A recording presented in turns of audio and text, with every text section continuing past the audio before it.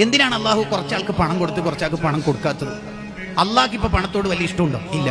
അള്ളാഹിന്റെ ഇഷ്ടത്തിന്റെ അടയാളാണോ ഒരാളുടെ ബിസിനസ്സിൽ ബർക്കത്ത് കിട്ടാൻ? അല്ല അല്ല അല്ല.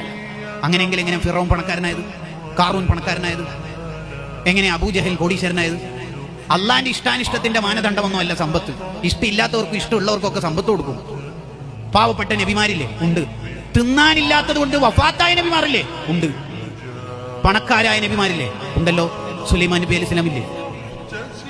കോടീശ്വരന്മാരായ സ്വഹാബത്തില്ലേ? ഉണ്ട്. ദാരിദ്ര്യത്തിന്റെ തീച്ചുളയിൽ ജീവിച്ച സ്വഹാബത്തില്ലേ? ഉണ്ട്. അപ്പൊ പണം അള്ളാഹുവിന്റെ ഇഷ്ടാനിഷ്ടത്തിന്റെ മാനദണ്ഡം അല്ലേ? അല്ല. പിന്നെന്തിനാ അള്ളാഹു ഇങ്ങനെ സംവിധാനിച്ചത്?